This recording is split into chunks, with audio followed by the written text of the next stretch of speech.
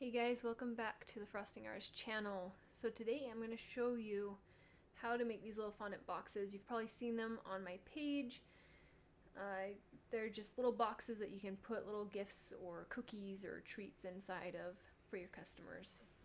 You can find our molds on our website or on our Etsy shop. And it comes with the little table. You'll see in a second, it's a little table. It's just a mold that you can make the box part out of, and it comes with a cutter for the lid. So you'll just want to start out with a decent size of fondant. It takes some trial and error to figure out exactly how much you need. But I just like to knead it out to get it nice and soft, and then I just kind of flatten it out into a circle so that it makes it a little bit easier to put it in this tortilla press. So I really like using the tortilla press because it gets all the air bubbles out. And when you knead it, sometimes it'll fold over and create a line that's really hard to roll out, but the tortilla press just gets rid of all of that. So it just makes it super easy to roll out your fondant if you pre-press it. As you can see, it's nice and flat and round and ready to be rolled out. Saves you a bit of time. I like to use cornstarch to help it from sticking onto my work surface or my roller. Some people use powdered sugar, which is totally fine as well. I've found that it makes your fondant a little bit sweeter, and it also, for me at least, kind of can sometimes make your fondant sticky. And the cornstarch doesn't do that, which is why I choose to use that instead. So you just sprinkle some on there, and I like to make sure that some is on my fondant as well. That way it doesn't stick to my roller. And you'll just roll it out to the thickness you want. I like it to be decently thick so that the box holds up and doesn't crack or while you're trying to put it on the mold. And when I roll it out, I like to just slowly turn it. That way I get a nice circle instead of like an awkward shape, because sometimes it can push it odd ways if you don't slowly turn it. You want your fondant to be just large enough so that when you drape it over your little table, as you can see, it hangs past that bottom edge, because that's the edge that we're going to be cutting our box on. So you just put your table upright just like a normal table and drape it over like you would on a cake. And you don't want to push down, you want to be pushing inwards, because if you push down it kind of pulls on it and you can get cracks on your edge there. I like to tuck the ends underneath the table, and what this does, as you can see, it makes it so it holds nice and tight to the mold.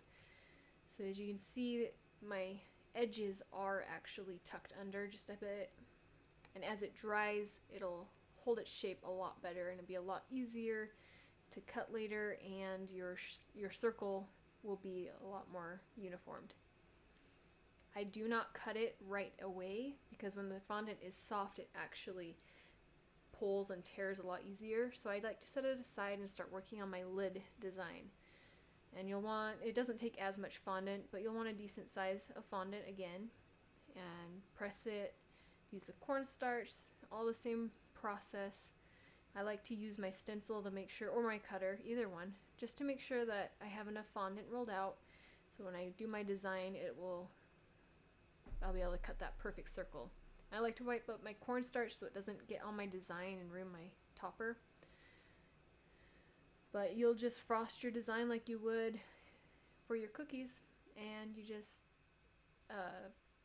it doesn't show in the video obviously because it's time lapse, but I pause between each layer, make sure each layer is fully dry before continuing on.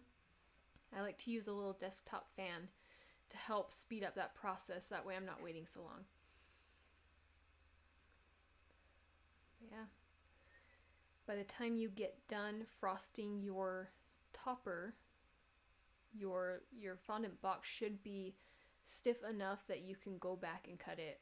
And you'll want to cut out your topper immediately before your fondant gets too hard, because it is hard to cut it if it gets too stiff. And I just like to tap the edges so the fondant folds under and makes a nice crisp line. So here I just use a razor blade and I follow that bottom ledge of the table, and that gives you a perfect smooth cut and it's the right thickness to be able to fit a cookie or some candy or a little surprise that your customer wants to put in there. And the mold just pulls right out. I like to keep the fondant on the mold overnight in the oven with the light on, and that just helps dry it out quicker, makes it a little bit stiffer so you don't have to wait as long. I also put a note on my oven so that I don't accidentally turn it on and cook my fondant. So there's a tip for you if you don't do that already. But yeah, you just put those in the oven overnight, and then the next morning you can seal them up with all of your goodies in it. So I'll show you here. We're going to use a paint your own set. And as you can see, the box is nice and stiff now. The cookie fits in there perfectly. This is a 3.5 inch cookie. And it just has a tiny bit of wiggle room, so that kind of gives you an idea how big this box is. So you'll just put it right in there. You could put your little paintbrush in there. It does fit your little mini paintbrush, but I personally like to keep it with the paint palette outside of the box, just so that your customers can see that there is a paintbrush there, and also you don't have anything that's not food inside the box. And all you're going to do is just take your same icing. This is a number 5 tip. You can use any tip you have. The smaller the better, because you just are going to put a small bead around the edge of this topper.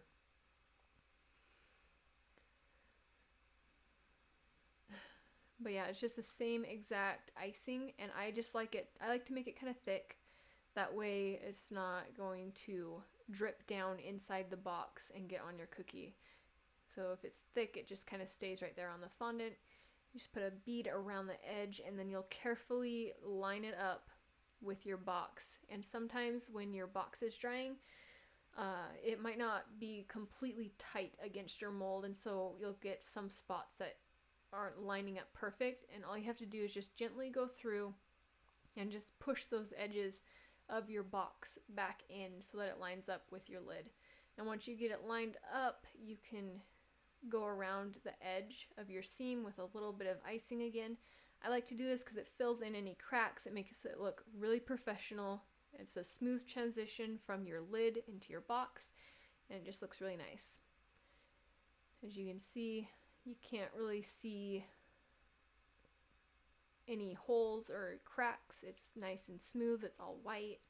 It just looks really sharp once you get it all done. So I just bag it up the same way I would with my cookies.